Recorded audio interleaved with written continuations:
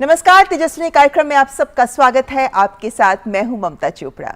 प्रेम के कई स्वरूप होते हैं जिनमें देश प्रेम अपना अहम स्थान रखता है और हमारी आज की तेजस्विनी एक ऐसी महिला है जो पेशे से डॉक्टर थी, लेकिन देश सेवा के जज्बे के चलते वो सेना में शामिल हो गई और बन गई भारतीय सेना की पहली पैराट्रूपर और पहली महिला सर्जन भी। हमारी आज की तेजस्विनी है lieutenant colonel J Farida Rehana. एक महिला अपने जोश और साहस में पुरुषों से कम नहीं है। Lieutenant colonel J Farida Rehana ने भारतीय सेना में ये हर कदम पर साबित किया। डॉक्टरी की पढ़ाई तो कर ही रही थी, लेकिन 1962 के युद्ध के बाद देश सेवा के जज्बे के साथ सेना में शामिल हो गई। सेना में पहली महिला सर्जन तो बनी ही, साथ ही पैराट्रूपर भी बनना चाहती थी, जिसके लिए 3 बार एप्लीकेशन खारिज हो गई, लेकिन फिर मौका मिला और बन गई देश की पहली महिला पैराट्रूपर। 1971 के युद्ध में ऑप कैक्टस लिली में शामिल हुई। देश की पूर्वी और पश्चिमी सीमाओं पर अग्रिम मोर्चों पर तैनात रही और कितने ही खतरों का सामना किया, लेकिन घायल जवानों के उपचार के अपने फर्ज पर डटी रही, कभी भी डरी नहीं। अपनी सेवाओं के लिए पूर्वी और पश्चिमी सितारों से सम्मानित और जनरल चौधरी ट्रॉफी पाने वाली पहली महिला कर्नल रेहाना के पति भी सेना के पहले फ्री फॉल पैराट्रूपर थे, जिन्होंने अमेरिका में ट्रेनिंग ली। परिवार में शिक्षा के क्षेत्र से जुड़ी नानी और मां महिला शक्ति का उदाहरण प्रस्तुत कर रही थीं, जिनसे प्रेरित कर्नल रेहाना के परिवार ने सामाजिक संकीर्णता को कभी उनके लक्ष्यों में बाधा नहीं बनने दिया। सेना में देश की पहली महिला पैराट्रूपर और पहली महिला सर्जन होने के नाते उन्हें राष्ट्रपति द्वारा भी सम्मानित किया गया। अदम्य हौसलों वाली, देश के सामने साहस की मिसाल पेश करने वाली lieutenant colonel J Farida Rehana है हमारी आज की तेजस्विनी। तो आइए करते हैं मुलाकात लेफ्टिनेंट कर्नल रेहाना से। कर्नल रेहाना, बहुत बहुत स्वागत है आपका तेजस्विनी कार्यक्रम में। Thank you very much for calling me. हमारे खुशनसीबी। कर्नल रेहाना, आप तो पहले ही डॉक्टर थी जी। एक बहुत नोबल प्रोफेशन माना जाता है बीइंग अ डॉक्टर, लेकिन उसके बाद आप सेना में शामिल हुई। तो मेरा पहला सवाल यही कि आप भारतीय सेना में क्यों शामिल हुई?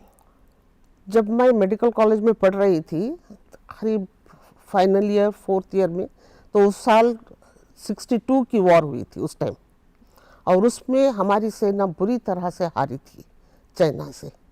उस वक्त हमको बहुत ख़राब लगा कि हम कैसे हार सकते हैं ये ऐसे लोगों से, कि इसका मतलब ये है कि सेना में काफ़ी लोग नहीं हैं जो आगे जा सकें और इनका सामना कर सकें। उस जोश में हमने 63 में, मैं फाइनल ईयर में थी, उसके पास होते ही मैंने 64 में ज्वाइन कर लिया। अच्छा, तो यानी आपको लगा कि एक डॉक्टर के नाते आपको सेवा कर सकते हैं जाके। यस, बहुत बड़ी सोच थी और उस वक्त आप इतनी युवा होंगी और आप तो बहुत ब्राइट भी थी, क्योंकि आपको गोल्ड मेडल मिला था सर्जरी में जी। और आपने सेना का रुख कर लिया। लेकिन भारतीय सेना में शामिल होने के बाद भी आप पैराट्रूपर बने, आपने उसके लिए बाकायदा अप्लाई भी किया। 3 बार किया। क्यों? मैंने 3 बार अप्लाई किया, 3 बार रिजेक्ट हुआ। क्यों? चौथी बार, क्योंकि लेडी उस जमाने में लेडीज को पैराट्रूपर में लेते ही नहीं थे, पैराट्रूपिंग के लिए लेते नहीं थे।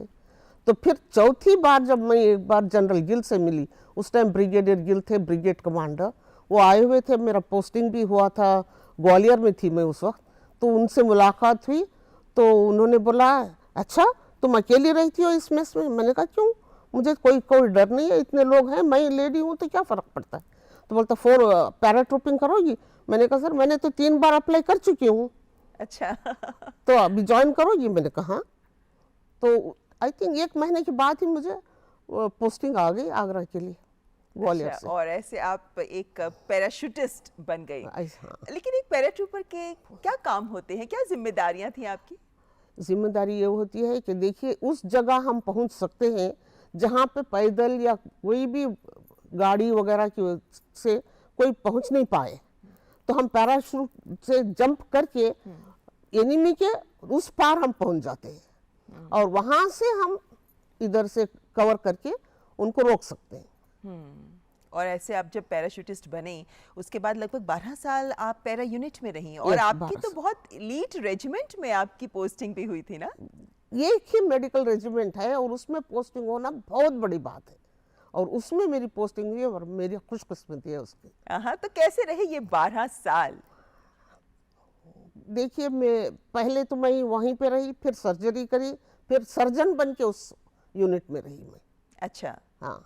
अच्छा, आपसे 1971 के युद्ध की बात जानना चाहेंगे, क्योंकि वो युद्ध था जब ऑपरेक्टिस लिली में आप शामिल हुई थी, आपने भागीदारी की थी, और पूर्वी और पश्चिमी सीमाओं पर दोनों जगह सीमा पर आप रहीं। तो वहाँ पर इस युद्ध के क्या अनुभव थे आपके एक सर्जन के तौर पर, क्योंकि एक महिला होना, एक सर्जन के तौर पर वहाँ पोस्टेड होना, वो भी अग्रिम चौकियों तक? देखिए, हम लोगों को बहुत कैजुअलिटीज होती हैं, खासकर पैराट्रूपर्स को। एक्चुअली बोलते हैं कि 8% of the casualty are accepted in para jumps. Okay. तो उतने लोगों को अगर जंप करते हैं, चोट तो लगेगी ही लगेगी, बिकॉज मुझे भी अनुभव था कि कितने सारे मैंने जंप्स कर लिए थे, तो मुझे पता था कि कितने क्या होंगे। तो हमारे पास एक मेडिकल सर्जरी टीम होती है, उसको हम MST बोलते हैं, मोबाइल सर्जिकल टीम। उसमें एक सर्जन, एक एनेस्थेटिस्ट होता है, 2 ORA होते हैं और एक ड्राइवर और एक स्वीपर। इस टीम के साथ हमको जंप करना पड़ता है और हमको डिगिंग करके, we can not keep our team on top of the ground, okay. We have to hide it, otherwise it will become as a target, वो टारगेट बन जाता है फिर दूसरों के लिए। तो हमको 6 फुट डीप डिगिंग करके उसमें सर्जिकल टीम को एस्टैब्लिश करना पड़ता है, और हमारे पास हर एक साधन होता है स्टरलाइजेशन से लेके ऑपरेशन पूरा करने, and we could come do all those things. तो जब आपको पता चला या आपको ये बताया गया कि आपको अग्रिम चौकी पर जाना है, युद्ध चल रहा है, क्या था आपका पहला एहसास? उसके पहले ही मेरे को एक्टिव ड्यूटीज में भेज दिया गया था कैलकाटा। नक्सल प्रॉब्लम हो रही थी, तो उसके लिए ब्रिगेड के साथ मुझे भेज दिया था। हमारी यूनिट 60 पैरा तो आगरा में ही थी, मगर मुझे एज ए स्पेशल डॉक्टर उन्होंने ब्रिगेड के साथ भेजा था, क्योंकि नक्सल में वहाँ पर भी काफ़ी चोटें लगती थी, इसलिए उन्होंने भेजा था। तो मैं फरवरी से ही कैलकाटा में थी, फरवरी ऑनवर्ड्स में कैलकाटा में ही थी। जब ये सब प्रॉब्लम शुरू हुए, उसके बाद में 60 पैरा मूव करी अगस्त सितंबर में। वो कैलकाटा में नहीं, वो बैरकपुर गए, तो फिर मैं वहाँ जाके ज्वाइन की, और 27 मार्च ऑनवर्ड्स हमारे पास कैजुअलिटीज बांग्लादेश के आने शुरू हो गए थे।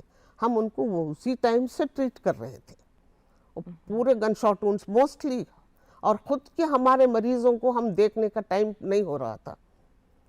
काफ़ी कैजुअलिटीज, करीब 200 कैजुअलिटीज आ रहे थे दिन की। अच्छा।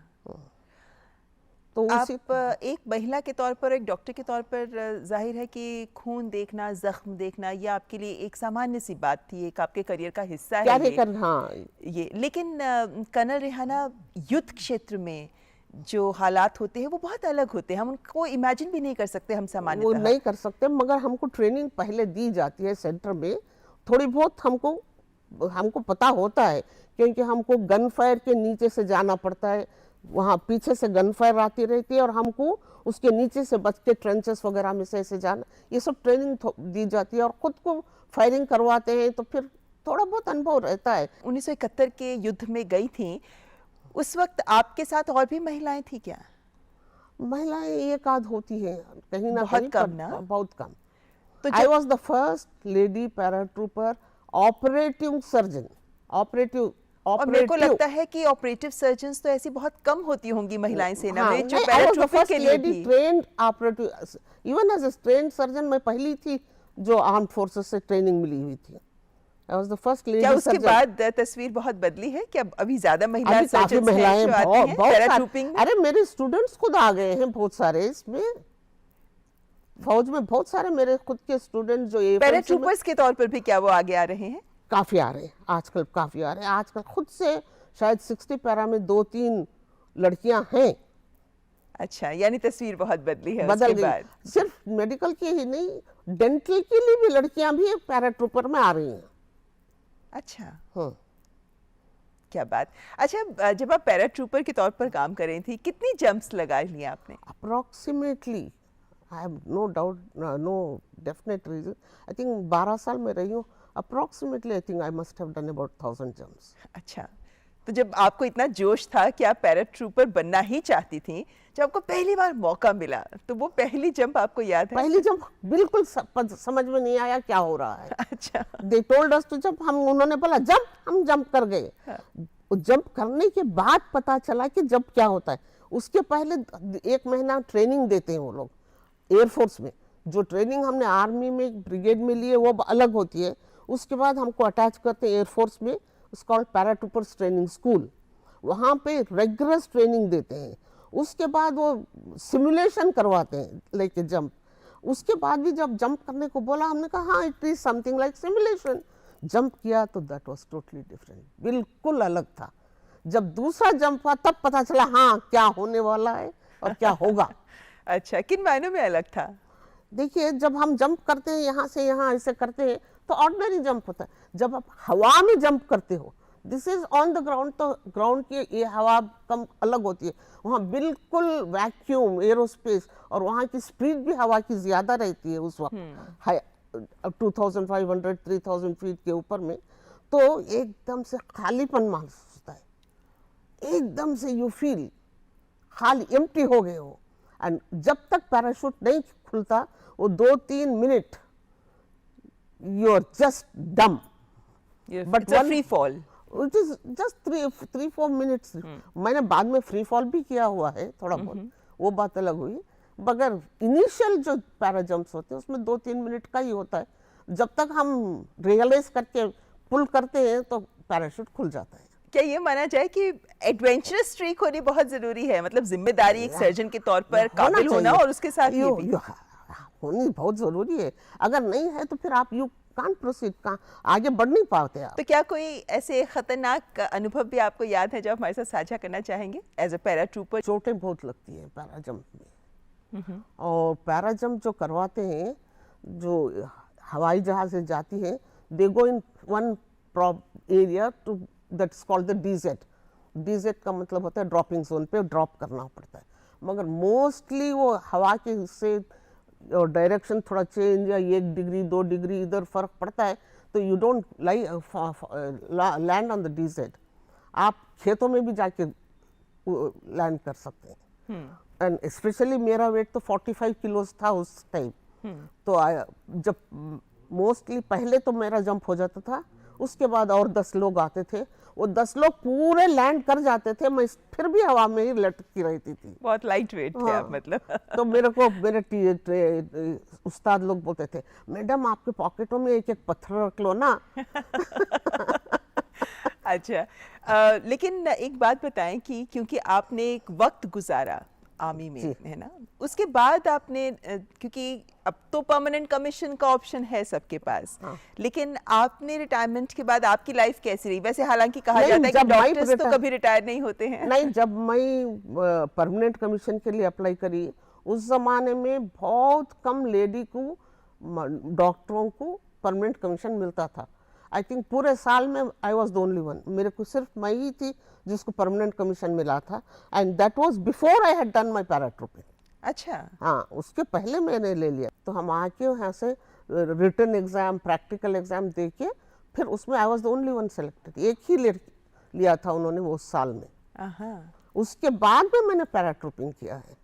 अच्छा, क्या बात, यानी कई नए नए आयाम छुए हैं आपने अपने इस करियर में। लेकिन कर्नल रेहाना, आपकी फैमिली के बारे में भी जानना चाहेंगे, क्योंकि जिस वक्त आप आर्मी में आई हैं, सेना में आई हैं, तब एक अलग सा सामाजिक दौर था, अलग वक्त था, बहुत अलग वक्त था। हम लोगों को घर से बाहर निकलने के लिए अड़ोस पड़ोस वाले बड़ा ताकते थे कि ये क्यों जा रहे हैं, कहाँ जा रहे हैं, किस लिए जा रहे हैं। यहाँ तक एक बार मेरे नाना को बताया था किसी ने, आके रिश्तेदार ने, आपकी नवासी ने मेडिकल कॉलेज से रास्ता क्रॉस करके हॉस्पिटल गई, किस लिए गई? ओहो, अच्छा, मतलब इतनी बंदिशें थी? इतनी बहुत बुरी तरह से बंदिशें थी। हाँ। तो उन्होंने बोला, देखो मैं उसको जब पढ़ने भेज रहा हूँ तो मुझे पता है वो क्या करेगी, कहाँ जाएगी, किधर, आपको बोलने की ज़रूरत नहीं है। अगर आपको ये इतराज़ है तो आप हमारे घर आना बंद कर दो।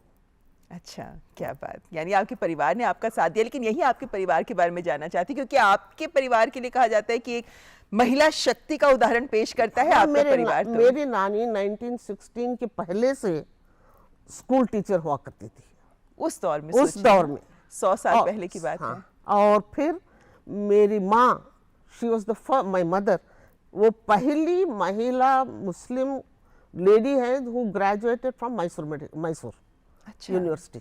आहा। हाँ, उन्हीं के नक्शे कदम पर चलते हुए आपने भी एक नया कदम लिया। और उन्होंने मैथ्स में किया था। तो जब हम पैदा होके जब इंटरमीडिएट वगैरह में गए, स्पेशलाइजेशन करना है, साइंस लेना है, तो मैंने कहा मैं भी मैथ्स लूँगी। बोला नहीं, मैंने मैथ्स किया है, तुमको साइंस लेना है, तुमको मैथ्स करने की ज़रूरत नहीं है। अच्छा। और फिर हमने साइंस ले लिया। मगर आजकल के बच्चे ऐसे नहीं मानेंगे। जी, वो अपना जो उनको सही लगता है हाँ, वो वही करना पसंद करते हैं। लेकिन कर्नल रेहाना, आपने साइंस लिया, उसके बाद आप डॉक्टर बनी। हाँ। लेकिन सेना में जाने का निर्णय, क्योंकि आप तो अपने परिवार की ऐसी पहली बेटी रही जिन्होंने ये सोचा कि मेरे को सेना में जाना है, तब परिवार की, आपके माता की, मेरी पिताजी की, सबकी मेरी माँ क्या का बहुत reaction सपोर्ट थी? रहा। क्या बोले, ठीक है, अगर तुमको ये डिसीजन लेना है तुम जा सकते हो। तो क्या ऐसे ही साहस, ऐसे निडरता, यही आपके बच्चों में भी आगे झलकती है? हाँ पक्का, मेरी बेटी तो इससे ज्यादा है। आपके बेटा और बेटी क्या करते हैं? आपके मेरा भी बेटा है डॉक्टर है, वो स्ट्रोक मेडिसिन स्पेशलिस्ट है यूके में। अच्छा। हाँ, 17 साल से वहाँ पे काम तो कर रहा यानी है वो भी ममा के पद चिन्हों पे चले हैं कि वो भी डॉक्टर, तो मैं भी वो डॉक्टर। डॉक्टर बना। मगर बेटी ने बोला नहीं, मेरे को डॉक्टर नहीं बनना है। फिर उसने आर्ट लिया। आहा। तो यानी वो कला के क्षेत्र में गई फिर। she colonel became Rehana, a- normally जब हम अपनी जिंदगी का एक कितना लंबा हिस्सा एक तरह की सेवा में दे देते हैं, तो जाहिर है कि हमारा व्यक्तित्व उसी तरह गढ़ा जाता है। सेना में रहते हुए, काम करते हुए, आपके व्यक्तित्व, आपके जीवन में ऐसे कौन कौन सा क्या प्रभाव पड़ा? किस तरह के ऐसे गुण विकसित हुए जो आपको लगता है कि आप आगे कैरी फॉरवर्ड कर रही हैं?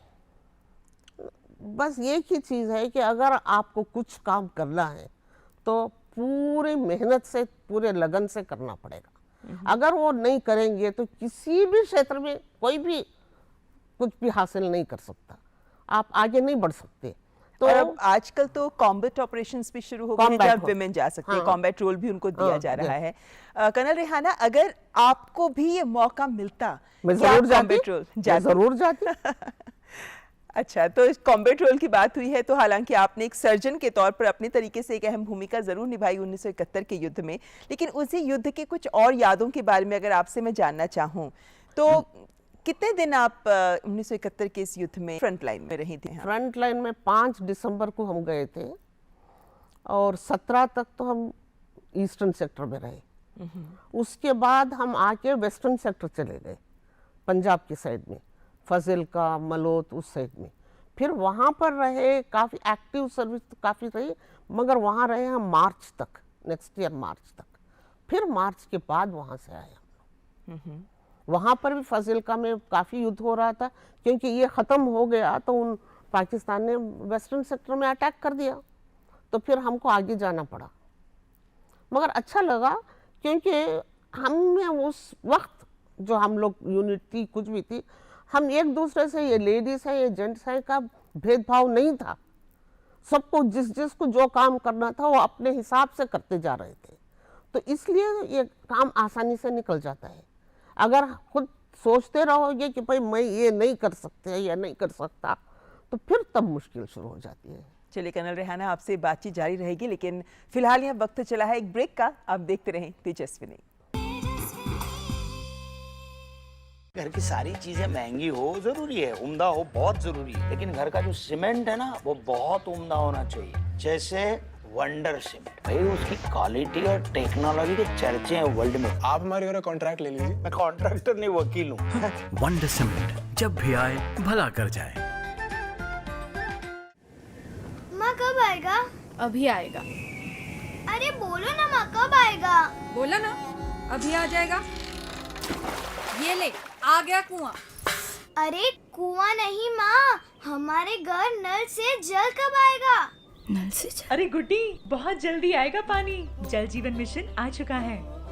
हम 1 कदम उठाएंगे तो सरकार 10 कदम उठाएगी। सच?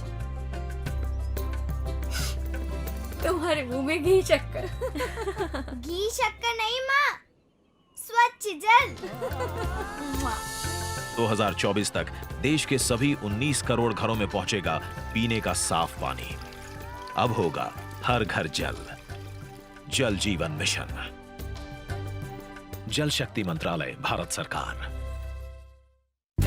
हमारा डेजर्ट आ गया पर हमारी चैंपियन नहीं आई अब तक। बिल भरने के पहले तो आएगी ना। सो गर्ल्स, क्या हो रहा है? बिल हो रहा है। चल अपना कार्ड दे। पिन दे। RBI कहता है अपना पिन, OTP, CVV या इंटरनेट बैंकिंग पासवर्ड किसी को ना दे। ऑनलाइन बैंकिंग सिर्फ अपने ही कंप्यूटर, मोबाइल और सिक्योर नेटवर्क से करें। हाँ, ये खाने की चैंपियनशिप थी क्या? RBI कहता है जानकार बनिए, सतर्क रहिए। क्या शर्मा रहा है? दांत खाज खुजली है, हमें भी होती है। जालिम लोशन मुझे दादी ने दिया और बोली जालिम लोगों पर पड़े भारी। जालिम लोशन है पुराना खिलाड़ी, जो पुराना वही बेहतर है। जालिम lotion, fastest, trusted, tested, TDO से। जालिम लोशन। ब्रेक के बाद आपका स्वागत है। आप देख रहे हैं कार्यक्रम तेजस्विनी, जिसमें आज हमारे साथ हैं lieutenant colonel J Farida Rehana. Colonel Rehana, आपने 1971 के युद्ध में जब अग्रिम मोर्चों पर आप एक सर्जन के तौर पर, पैराट्रूपर के तौर पर आप जब गई थी, तो क्या अमूमन ऐसा भी होता है, क्योंकि सर्जन्स तो और भी होते हैं लेकिन जो पैराट्रूपर सर्जन्स होते हैं वो बहुत कम होते होंगे, खासतौर पे उस दौर में, तो प्रेफरेंस दी जाती होगी कि इनको पहले आगे भेजा जाए क्योंकि एक डबल स्किल होती है आपके पास। वो तो एक टुकड़ी जाती है पैरा जंप्स करने, दूसरी जाती है लैंड बाय रोड। तो हम रोड वाले इसमें थे, तो रास्ते में जो भी एक्सीडेंट्स होते थे हमको ऑपरेट करना पड़ता था उसी वक्त। या नहीं, अगर हम उनको ऑपरेट करेंगे, अगर उनको ठीक कर लेंगे, वो आगे बढ़ जाएंगे, फिर लड़ाई में जुड़ जाएंगे। अगर नहीं कर सकते तो हम उनको बैकलोड करके पीछे भेजना पड़ता था। इसी दौरान हम एक बार एम्बुलेंस में पेशेंट्स लेके आगे बढ़ रहे थे, तो उस वक्त एकदम से अपनी एम्बुलेंस ऊपर उछल गई 8-10 फुट और फिर नीचे हुई। देखा तो अगल बगल में काफ़ी दूर पे थोड़ी एक बहुत सारा बॉम्ब गिरा हुआ था, and there was a big crater there. वो इम्पैक्ट की वजह से हमारी एम्बुलेंस इतनी बुरी तरह से उछली हुई थी। अच्छा, दूसरी बार ये हुआ था कि हमको एक जगह दी गई थी कि आप यहाँ पे एस्टैब्लिश कीजिए, आपके पास कैजुअल्टीज इधर पे आएंगे। हमने वहाँ पूरा एस्टैब्लिश करके ओवरनाइट डिगिंग करके पूरा तैयार हो गए। सुबह 6 बजने पर हम थोड़ा आराम कर रहे थे कि चलो काम हो गया, तो इमीडिएटली ऑर्डर्स मिले कि मूव आउट, और वहाँ से हम मूव कर गए, दूसरी जगह जाके पहुँच गए और वहाँ पे फिर एस्टैब्लिशमेंट कर लिया।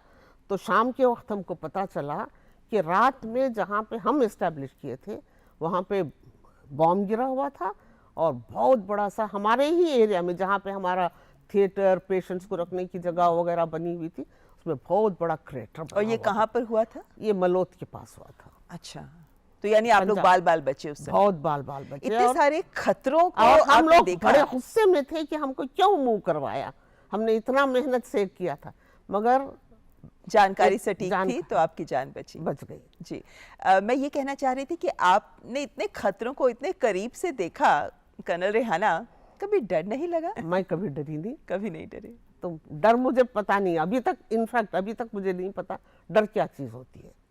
क्या बात, दिलेर महिला है, हम कह सकते हैं ये आपके लिए। पैराट्रूपर के तौर पर आपके लिए सबसे खतरनाक जंप कौन सी रही, किसको आप मानती हैं? नाइट जंप, रात में जब जंप करवाते हैं ना, उसमें बिल्कुल पता नहीं चलता कहाँ लैंड कर रहे हो, क्या है, कुछ समझ में नहीं आता, और जब लैंड कर गए उसी वक्त पता चलता है कि कहाँ लैंड किए हो। हाँ, मैंने लास्ट जंप किया हुआ है 96 में, आफ्टर रिटायरमेंट। अच्छा, हाँ। After retirement? हाँ। वो किस पर्पस के लिए था? वो मेरे हस्बैंड की यूनिट जो थी उसका छात्रों डे सेलिब्रेशन हो रहा था। He had also retired, I had also retired, तो उन्होंने इनवाइट किया था हमको। तो मेरे हस्बैंड ने बोला अगर हम जंप करेंगे तो हम आएंगे, नहीं तो हम नहीं आएंगे। अच्छा। तो उन्होंने बोला ठीक है। तो क्या आपके हस्बैंड भी paratrooper? He is a paratrooper, he is a para commando. Oh, he was para commando. He was the first army free fall parachutist trained in America and from through the army. अच्छा, तो ये किसी खास purpose के लिए था? ये free fall parachutist जैसे फ्री फॉल जंप करते हैं ना, he was the first free fall parachutist from India, from अच्छा। Indian Army. यानी आप दोनों ने रिकॉर्ड बनाया। हाँ। अच्छा, चलिए, आपके हस्बैंड की बात आपने की और आपने उस फ्री फॉल, आप 1996 की बात की आपने, क्या एज फैक्टर नहीं होता इसमें, आपको अफेक्ट करता? बिल्कुल। हालांकि आपके लिए मैं ये कॉम्प्लीमेंट जरूर करूंगी यहाँ पर, इस समय भी आपको देखकर कतई विश्वास नहीं कर सकते कि आप आप 80 इयर्स 81 की हो गई हैं। आपका Another जज्बा, आपकी another 4 जोश, days I will be 81 imagine. और यही मैं कहना चाहती हूँ, आपका जज्बा, आपका जोश बिल्कुल युवाओं की तरह है, और ये शायद हमारे लिए एक प्रेरणा है। मैं अभी भी करना चाहती हूँ और अभी भी मौका मिला तो मैं जंप करूंगी। वही मैं पूछना चाह रही थी कि क्या कहीं ये फिजिकल इंजरीज और इन सब का डर नहीं होता? मतलब 96 में भी जब आपने किया है, रिटायरमेंट के बाद आपने हाँ। किया है, तो तब भी क्या कुछ ऐसा रिस्क नहीं रहता कभी? देखो, जब में हमेशा रिस्क रहता है, बट आपको खुद को सतर्क रहना है कि हाउ टू प्रिवेंट इट। अगर उसको प्रिवेंट करने की आपको पता है मेथड, तो नहीं होगा। एक बार मैं I tell you a story. मैं जंप कर रही थी कोई एक्सरसाइज एरिया में, तो आई हैड जंप फर्स्ट, उसके बाद में कोई एक स्टिक हुआ एंड सडनली मैं पैराशूट कोलैप्स्ड। ओह, ओके। तो मैंने ऊपर देखा तो मोर देन 80 किलोस वाला एक सरदार जी, who was a friend of ours, he was landing on my parachute. Oh, So I shouted at him and then pulled my parachute to the other side and then went off. All right. Fortunately, all these tricks I had learned from my husband because he had done free fall parachuting. तो वो बताते थे कि अगर कोई problem होगी कैसे करना है, क्या करना है। चूंकि हस्बैंड भी इस लाइन में थे और आप भी, तो परिवार में कभी कोई समस्याएं आई क्या, एडजस्टमेंट्स को लेकर, टाइम शेड्यूल्स को लेकर? क्योंकि टाइम दोनों के शेड्यूल तो काफी शेड्यूल्स होता था, क्योंकि जब मैं सीनियर कमांड करने गई थी कोर्स, उस वक्त मेरे हस्बैंड को ट्रेनिंग पे ले जाना था और हमारे दोनों छोटे बच्चे थे और मेरा बेटा स्कूल में पढ़ रहा था। मगर मैं उसको स्कूल से निकाल के अपने साथ लेके लखनऊ गई 3 महीने। मैंने उनको बोला, भाई 3 महीने में बच्चे को रख नहीं सकती। मैं लेके गई और वहाँ पे उसको जितना अपना ट्रेनिंग तो किया ही किया, उसको भी कोचिंग करना पड़ा। Then in that same course I stood first also. ओह, अच्छा।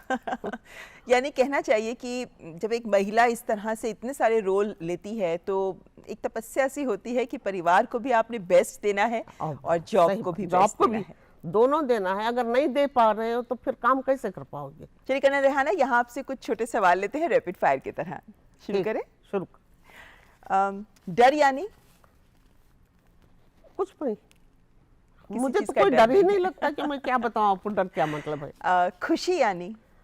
खुशी यानी जब कोई काम करो और वो सफलता से काम करो, तो उससे ज्यादा खुशी किसी और को नहीं मिलती। एक शख्स ऐसा जो सेना में जब आप थी उस वक्त आपका प्रेरणा स्रोत रहा हो? वो मेरे हस्बैंड थे। अच्छा, और कोई ऐसा व्यक्ति जिंदगी में जिसने आपको बहुत मोटिवेट किया हो? Brigadier Gill, that time general Gill हुआ करते थे, ब्रिगेड कमांडर। अच्छा। वो जब भी जंप करने जाते बोलते चल तू मेरे साथ जंप करने। तो ऑलमोस्ट लिटरली वो जब तक कमांड करे, हफ्ते में 2-3 जंप तो हम कर ही लेते थे। इतनी खतरों वाली हाई टेंशन लाइफ के बीच ऐसा क्या है जो जिंदगी में आपको सुकून देता रहा है? बच्चे। आज भी बहुत सारी ऐसी युवा लड़कियां हैं जो इस लाइन में आना चाहती हैं, सेना ज्वाइन करना चाहती हैं, उनके लिए आपका क्या संदेश होगा? भाई ज़रूर ज्वाइन करिए। अपने मुल्क की हिफाजत करना, अपने मुल्क की देखभाल करना, इससे बड़ा और कोई काम हो ही नहीं सकता। और अगर करोगे, इसमें बहुत सहूलियतें हैं। आप बाहर जाके जो मल्टीनेशनल कंपनीज में जो काम करते हैं, उसमें वो सोचते हैं कि उनको बहुत सारी चीज़ें मिलती, नहीं। जो सुकून और जो इज्जत फौज के काम में मिलती है, वो कहीं और नहीं मिल सकती। जिंदगी में इस पड़ाव पर आगे आपकी कोई ऐसी सोच, क्या कुछ ऐसा है जो अभी आप करना चाहती हैं जिंदगी में? मुझे अगर और एक मौका मिला तो मैं फौज ज्वाइन करना चाहूँगी। आपके इस जज्बे को सलाम कर्नल रेहाना। बहुत अच्छा लगा आपसे मिलकर, और हमें पूरी उम्मीद है कि जो हमारे दर्शक देख रहे हैं आपको, आपके इन शब्दों से वो भी बहुत प्रेरित हो रहे होंगे। बहुत बहुत शुक्रिया हमारे साथ बात करने के लिए। Thank you very much. तो आज की तेजस्विनी में बस इतना ही। अगले हफ्ते फिर हाजिर होंगे एक और तेजस्विनी के साथ। लेकिन अपने सभी दर्शकों से हम अनुरोध करना चाहेंगे कि आप इस एपिसोड को लेकर तो अपनी प्रतिक्रियाएं हमारे साथ साझा करें ही, लेकिन साथ ही अगर आपकी भी नजर में कोई ऐसी महिला है जिन्होंने अपना पूरा जीवन सामाजिक बदलाव, देश हित, जनहित में न्यौछावर किया है, तो उनके बारे में जानकारी हमारे साथ जरूर साझा करें। हमारी कोशिश रहेगी कि हम उन्हें तेजस्विनी में जरूर स्थान दें। हमारा ईमेल आईडी tejaswini.ddnews@gmail.com। तो अगले हफ्ते होगी मुलाकात। नमस्कार।